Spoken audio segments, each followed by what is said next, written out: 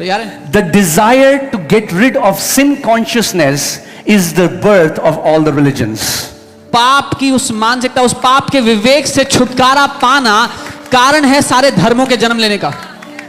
All the religions were born because now man is trying to get rid of this sin consciousness. सारे धर्मों का जन्म इसीलिए हुआ है क्योंकि मनुष्य कोशिश कर रहा है इस पाप के विवेक से, इस दूषित विवेक से आजाद होने की. And no matter what he does, और कुछ भी क्यों ना कर ले इंसान, this sin consciousness does not leave him. ये पाप का विवेक उसे छोड़ता ही नहीं है. And the problem, the sad thing in church today is और आज दुख की बात यह है कलीसिया, that the sin consciousness has been fostered and developed over the years by preaching against sin and not about the Son. कि सालों से पाप के इस विवेक को और मजबूती मिली है. पाप के खिलाफ प्रचार कर करके कलीसिया में उस पुत्र के बारे में प्रचार नहीं हुआ, पाप के खिलाफ प्रचार हुआ है.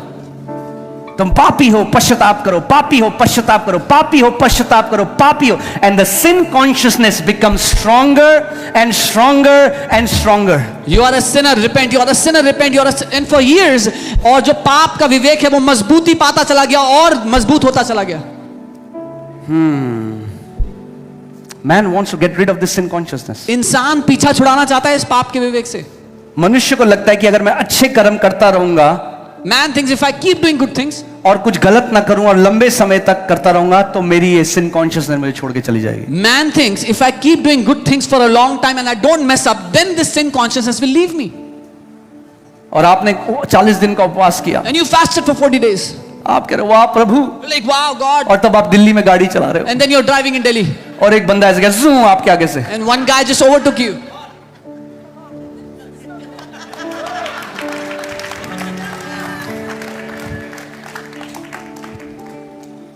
सुबह सुबह उठे, सुबह सुबह आर्ग्यूमेंट हो गया बीवी से. Woke up in the morning, had an argument with your wife.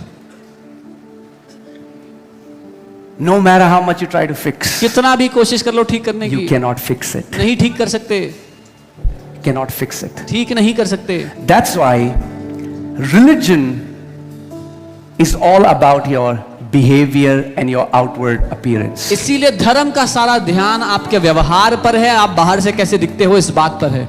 Religion cannot do anything to your spirit. धर्म आपकी आत्मा को कुछ नहीं बदल सकता, कुछ नहीं कर सकता. कितने लोग मेरी बात समझ रहे हैं? धर्म आपको फिक्स करने की कोशिश कर रहे हैं. Religion is trying to fix you. यीशु ने कहा इनको फिक्स नहीं करना, Jesus said you cannot fix them. इनको मारना है. You have to kill them.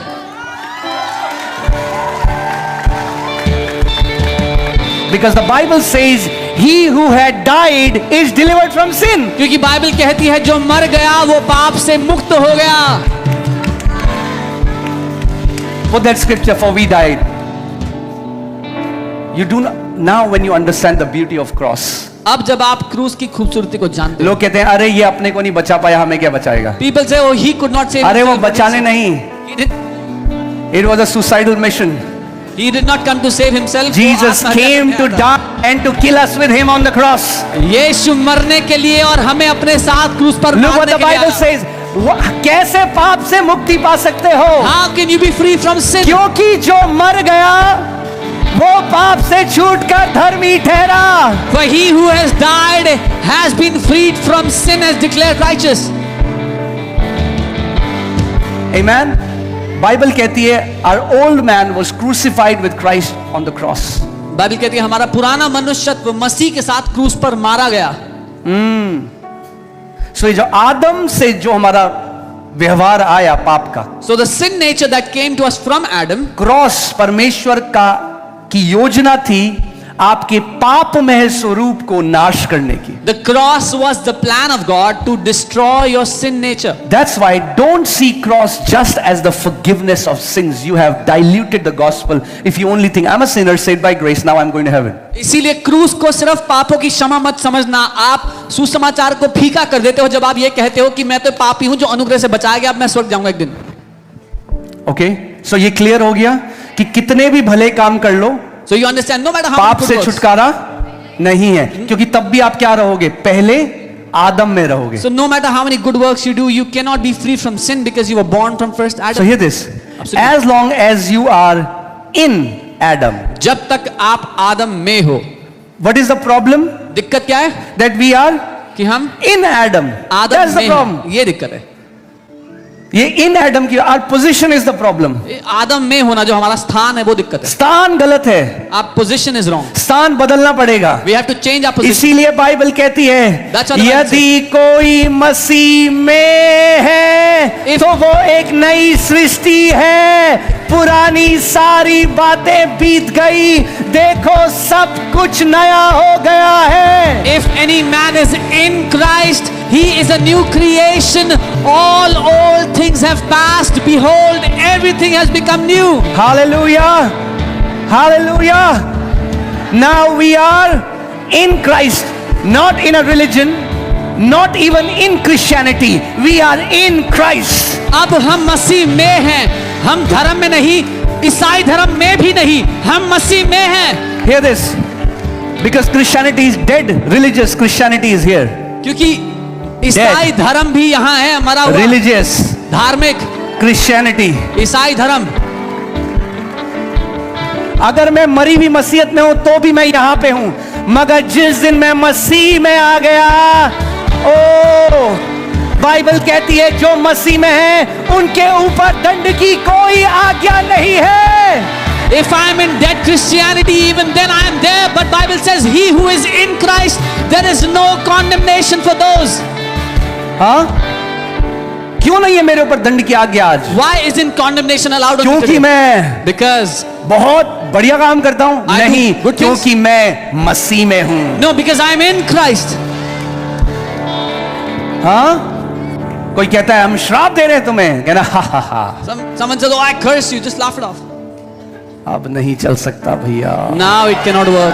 जो मसीह में है उनके ऊपर दंड की कोई आज्ञा नहीं है। There is no condemnation for those who are in Christ. अरे अगर मसीह में जो है उसके ऊपर दंड की आज्ञा नहीं है तो क्यों आज डरते हो अपने पिता के सिंहासन के पास जाने में? If those who are in Christ have no condemnation, then why are you afraid to go before your Father's throne? The problem is many of you still go to God with your righteousness. That's why. दिक्कत यह है कि आज भी आप में से कई लोग अपनी धार्मिकता लेकर परमेश्वर के सामने आने की कोशिश करते हैं। But pastor, you don't know. ओ पास्टर जी, आपको नहीं पता, I have disobeyed. मैंने तो बात नहीं मानी, अनाज्ञाकारिता की है। Let's see Romans 5:19 in the amplified version. Romi 5 Are we learning anything, church? That's why, you know, when we preach this, इसलिए जब हम ये प्रचार करते हैं ना, we are not attacked from the world, दुनिया से हमें कोई हमला नहीं आता, attacked from the pulpit. हमें पुलपिटों से हमले होते हैं। Because Satan, religious Christianity hates the message of righteousness. क्योंकि शैतान और धार्मिक ईसाईयत को नफरत है धार्मिकता के संदेश से। Okay, let's see Romans 5:19. For just as through one man's disobedience, that means his failure to hear, his carelessness, the many were made sinners. Okay, so why were you and I made sinners? क्योंकि जैसे क्यों आप और मैं पापी बने? No, starting से वो बोलो। Because- क्योंकि जैसा एक मनुष्य के आज्ञा ना मानने से बहुत लोग पापी ठहरे। ठीक है, इसको साथ में बोलो। क्योंकि एक व्यक्ति के आज्ञा ना मानने से बहुत सारे लोग पापी ठहरे। आप क्यों पापी ठहरे? Why were you a sinner? क्योंकि एक भाई साहब ने Because one man आज्ञा ना मानी, did not obey. तो आप क्या ठहरे? So what did you become? But don't you think it's so unfair? लेकिन ये तो बड़ा अनफेयर नहीं है? मतलब गलती करे आदम Adam messes up और पापी बने हम, and we become sinners. मगर क्योंकि हम आदम में थे But because we were in तो जो Adam, स्वभाव आदम का था वही हमारा भी था। so the nature of Adam became our nature. So hear this, what made us sinners? कैसे हम पापी बने थे? Not our disobedience, हमारी अनाज्ञाकारिता से नहीं, his disobedience. उसकी अनाज्ञाकारिता से। जब हमने कुछ करा ही नहीं, Even when हम we did not पापी do ठहरा anything, दिए गए। we were declared sinners. In the same manner, Bible says, ठीक वैसे ही बाइबल कहती है, वैसे ही, बोलो वैसे ही, वैसे ही, वैसे ही, वैसे ही, वैसे ही एक मनुष्य के आज्ञा माने से बहुत लोग धर्मी ठहरेंगे। the obedience of one man Hallelujah. will make many righteous. Woo! What made you righteous? आप कैसे धर्मी बने? What made you righteous? आप कैसे धर्मी बने? It's the obedience of Jesus. यीशु की आज्ञाकारिता से। Hallelujah. It's not my behavior. मेरे कामों से नहीं, It's his obedience. उसकी आज्ञाकारिता से। क्योंकि मैं अब मसीह में हूं, Because I am now in Christ. मैं धर्मी हूं। I am righteous. जैसे ये अनुचित था कि एक व्यक्ति के आज्ञा ना मानने से बहुत सारे लोग पापी हो जाएं, वैसे ही परमेश्वर ने एक आदमी के आज्ञा मानने से बहुतों को धर्मी ठहरा दिया। Now it's settled. It's no more, you cannot say it's not fair. It's better than not fair. Oh, the Lord has settled it for us. As it was unfair that one man did not obey and all became sinners, God has done something better, and now because of one man's obedience, all of us have been made Glory. righteous. If Satan comes to your room and says, how can you be bold that you are righteous? Say, because my Jesus obeyed. अगर शैतान आपके कमरे में आके कहता है कैसे इतना साहस है कि तुम धर्मी हो, बोलो क्योंकि मेरे यीशु ने आज्ञा मानी।